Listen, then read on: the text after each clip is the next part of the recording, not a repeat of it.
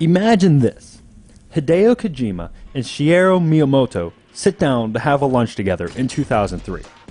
Besides solving world hunger and creating an infinite clean energy system, they also talk about bringing the Metal Gear Solid series to the GameCube. Instead of developing a brand new game for the little purple lunchbox, Kojima saw this as an opportunity to refine the original Metal Gear Solid by adding in elements that were first introduced to the series in Metal Gear Solid 2: Sons of Liberty. The game was developed by Silicon Knights and overseen by Kojima and Miyamoto, and thus was created Metal Gear Solid: The Twin Snakes.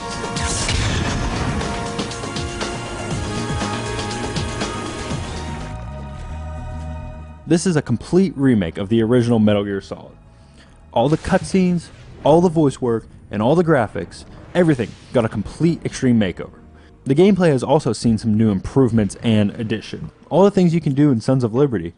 It doesn't sound like it would change all that much, but like adding bananas to your cereal, the end product just has something that can't be described. The addition makes this a completely new game.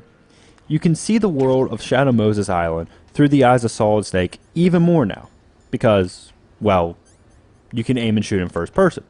This adds a level of gameplay that the original just didn't have. Now, you will be shooting out security cameras and taking out enemies from balcony. Being able to do this also makes boss battles just that much better. I cannot describe how much better the boss battle against Revolver Ocelot is now, that I can actually aim at him in first person and not just guess as to where he is. And not just with Ocelot, all the boss battles are better, which is saying a lot because Metal Gear Solid has some of the best. Psycho Mantis now will read your GameCube memory card and list Mario and Zelda games, which is still as creepy as it was on the PlayStation. I'm alive again. Let's go. The only real weapon change is the addition of non-lethal weapons. You can now use the trank gun and play through the entire game without actually killing anyone, if you really wanted to. These are the major additions, but there are some other things as well, such as the ability to hide in lockers and climb over balconies, which are used very limited.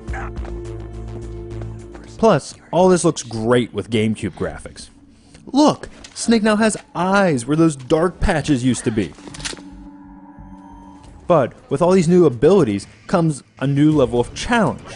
The guards apparently all went to the best optometrist before coming into this remake. They will spot you from across the room, and reinforcements will arrive faster than if they were having a Genome Army kegger. Also, now bodies won't just disappear after the life leaves them, so you will have to go out and hide the bodies.